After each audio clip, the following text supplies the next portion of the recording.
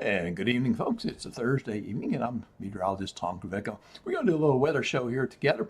Let's start off the AX, where we're seeing 91 degrees. Our tower cam satellite broadcasting on Texas Street. See a few clouds out there, but by and large, mostly sunny. And hey, we didn't get the rain that we expected today. Some folks got a little bit. There wasn't much coverage. Rapides Hospital, beautiful view looking across the river into Pineville and going into Gina, LaSalle Parish. A partly to mostly sunny sky in that direction.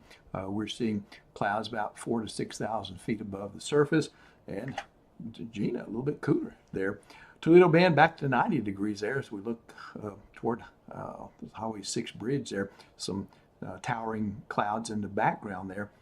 Over in East Texas is where you're looking there. Beauregard Parish between DeRidder and Dry Creek, we are seeing a partly cloudy sky. Those clouds had a little bit more vertical development just a while ago. They've kind of fallen back down just a bit. And it's 89. Stellies in LeBeau, less clouds for a change there, 91 degrees. So looks like the hottest reading down in St. Landry for today. And here comes the train, folks, coming in. And yeah, there we go. A hot day. And we're taking a look at the top of the building there as well. Stellies radar showing not much happening. We see some showers and thunderstorms off to the northeast of us. To the south, we see more action down in that direction. But again, the trend for today has been for the activity to move to the south and to the southwest, kind of that northerly flow pattern that I was talking about. We had the most widespread rain yesterday. Kind of got fooled on this. I thought it'd be today and yesterday, but it turned out to be yesterday and today we didn't see too much. Now, once you get in South Louisiana, we're seeing some scattered pretty good thunderstorms there in the Lake Charles Meadow right there. Pretty good lightning show, loud thunderstorms in that direction. But for here, I don't think we'll see much this evening, if anything. All right, overnight and into tomorrow, let's check out what's happening with our satellite and radar. Here'll be a little front boundary just to the north of us. That's the front I've had on the forecast there. It looks like the Southwest Gulf and the Gulf all in general remain pretty clear here, devoid of any strong action. Low temperatures tonight, we're going to do this city by city and parish by parish. 72 is typical for this time of year. I'm forecasting 73. And as I go through the numbers here, you can look at your point of interest and see what I'm forecasting there. I do think somebody could get as low as 70 degrees. I got 71 up in Wynn Parish there. We've got 76 for the highest. Do have Opelousas and St. Landry at 75 degrees. So again, typical is 72. So in many areas tonight, it will be a seasonable night and start for your Friday. And speaking of Friday, typical high for the date is 91 degrees. We've gotten as hot as 104 on tomorrow's date, the 28th, and that was in 1930. Not seeing anywhere close to that, but we're seeing temperatures above the normal value. Remember, 91 is typical, so I've got 98 for Natchitoches and Winfield and some of those locations up there. We'll average about 95, the lowest 91. I do have that for Opelousas and Washington, Port Barry, and maybe a 92 for Ville Platte. So you see a little bit of a lower temperature regime here with more moisture, more clouds, and a little bit higher rain chance than you're seeing back on this side of the viewing area.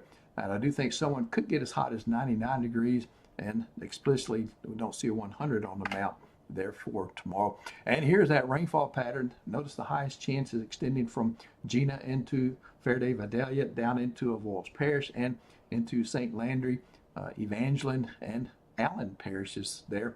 Rapides and looks like Leesville, Vernon, and DeRidder, Beauregard. I've got 30 cents worth, and then heading north and west from these locations, about 10 to 20 will do us for that. It'll be mainly in the PM. Remember, this daytime heating activates this moist atmosphere. When the atmosphere is moist, it can be unstable, and so it lifts that, and we reach that convective temperature, which is around 90 degrees, 88, something like that, and then that shakes things loose. The outflow boundaries trigger the rest of it. Common amounts will be less than an inch, which is typical, and then 2 inches. Wouldn't be surprised to see that somewhere in areas maybe to the south or to the east that might get a heavy thunderstorm this time of year, and that can certainly drop that much rain. Futurecast, not showing too much for your start back to work in the morning. This indicates there could be a stray shower somewhere in the area.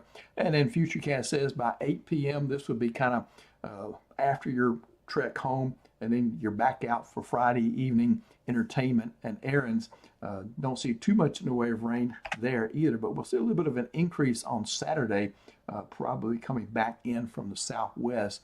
So we've got to keep those rain chances in the forecast. Again, when it's hot and muggy like this. Tropical interest area, there's 95, and then there's 94, which is in the southwest Gulf of Mexico. That's the potential track with this, and a risk of 30% and 80% for the area down there in the Atlantic, AL 95. So let's look at the spaghetti plots with this. These are tropical possibilities here with this particular system. You can see that most of these track models take it into the Caribbean Sea, and I do think that that is what the global models are indicating. Those would be the GFS, the European, the Icon, the German model, and the Canadian model there. Although their track is a little bit further out in time, taking it more into this particular part of the Caribbean. Some of them have made a landfall in Central America from that. And the GFS actually extends out 16 days. The last time I looked at it, brought that track into the southern Gulf of Mexico. So yeah, just about anything's possible right now, as you know.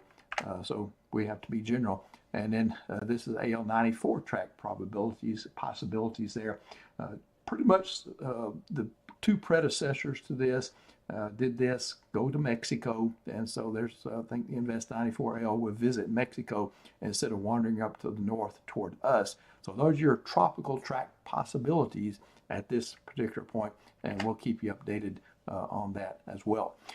7-day forecast, we've got hot weather over the next 7 days. As you see, temperatures remaining above the 72 and 91, 92 that are typical for this time of year. And you can go either side about 3 degrees from these numbers and get what the scope of central Louisiana might be like. And then the rain chances are pretty much on target there as we end June. Actually a little bit low for the June numbers there, 30%. We're usually at 60% by the last week of June. Yep, that's right. That's a climatological quirk here. A lot of folks don't know how sometimes the wet it can be at the end of June. Going into the July, more of a typical 40% average there across the area, 50, and we got a 20 there on the 4th. Lucky that's on the 4th of July there. That's a lower chance than is typical for the 4th. But yeah, there's got to be something, right? I've never known a 4th that had a 0% that I can remember. And so the 4th of July forecast looking pretty good there. And doesn't look like any issues for your outdoor plans, but it will be hot and muggy, and the heat index might be a problem for you. So during all this 7-day time frame, be careful out there, folks. Don't overdo it at work or play. All right. Thanks for being with me. And Nicholas is going to stream in the morning. And then I'll be back with you sometime later during the PM hours. Take care. Thanks for your support.